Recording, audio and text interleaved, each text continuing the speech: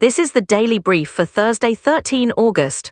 12 stories in 8 minutes: money, politics, jobs and the machines. Let's go.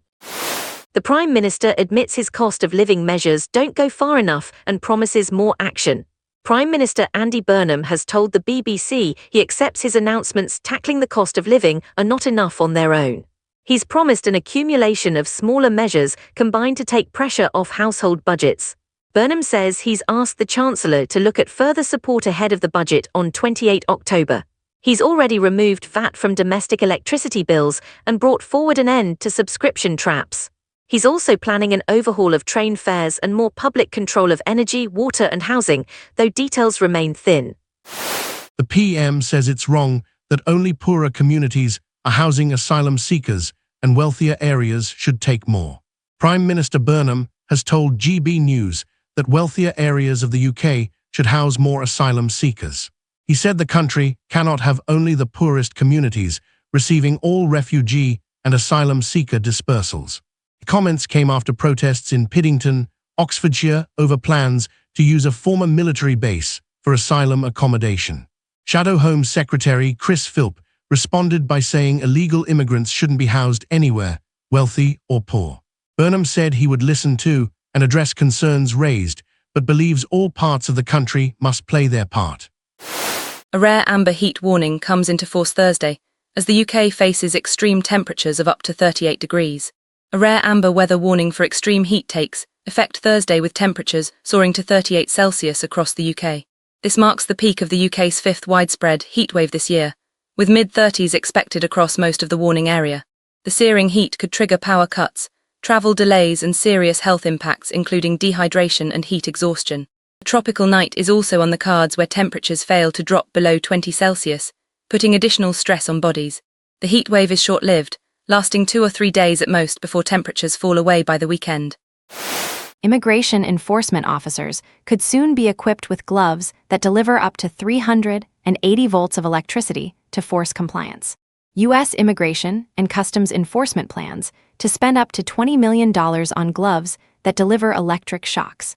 The generated low-output voltage emitter, or glove, can deliver up to 380 volts, roughly 3 times a standard power outlet. The gloves feature button activation and can deliver up to 30 pulses per second, with built-in microprocessors recording activation. Civil rights groups, including the ACLU, have expressed alarm over the devices, which use pain deterrence to force compliance. A no-bid purchase contract could be published as early as Friday, the Department of Homeland Security said.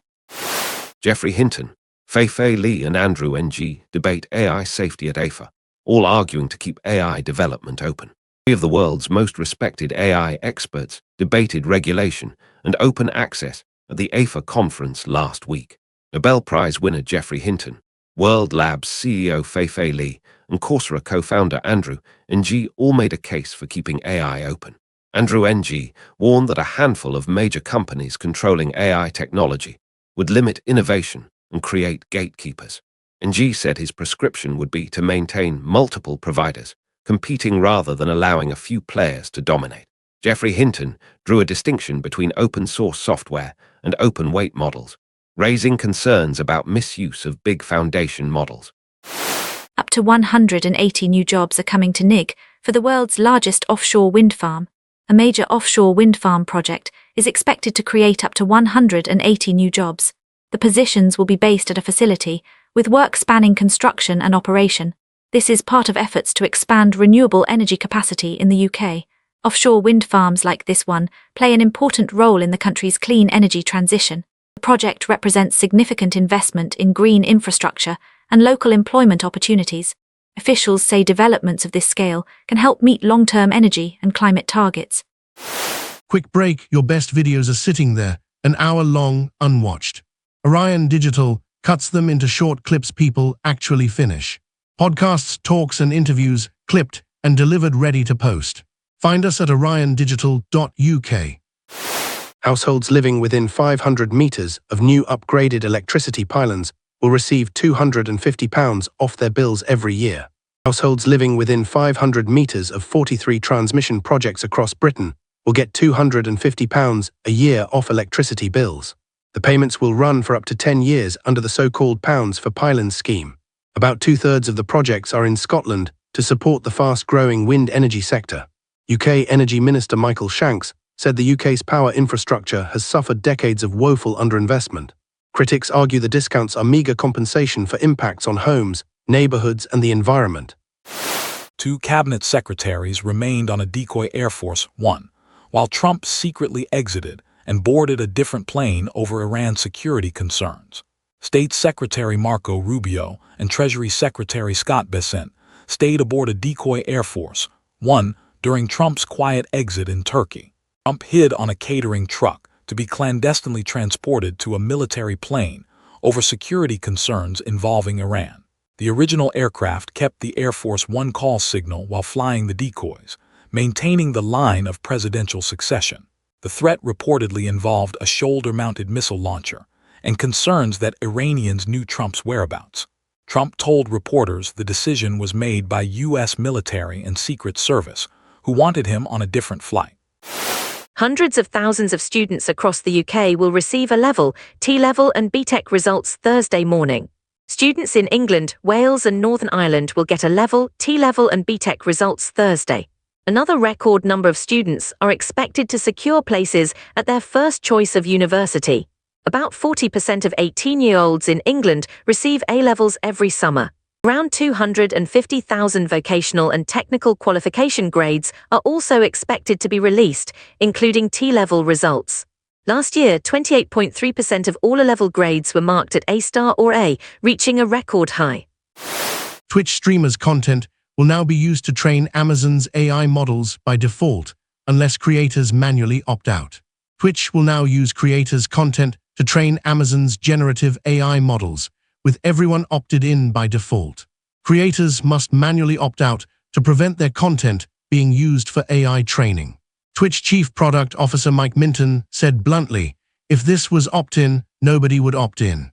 The backlash has been swift and concentrated because streamers often record live streams of themselves for many hours per week. Twitch's head of community acknowledged the community is largely opposed to generative AI use without consent. The UK hiring measure has hit neutral level for the first time since 2022. The key measure of UK hiring has reached neutral territory for the first time in roughly 2 years. The indicator suggests employers are neither significantly increasing nor decreasing their workforce plans at the moment. This marks a notable shift in the labour market following an extended period of more pronounced hiring activity. Experts say the neutral position reflects broader economic uncertainty, affecting business confidence. The measure is closely watched by economists and policymakers as a barometer of employment trends across the country.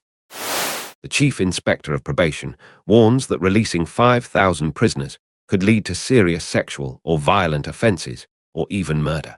The Chief Inspector of Probation for England and Wales warns the early release scheme could lead to serious violent offences.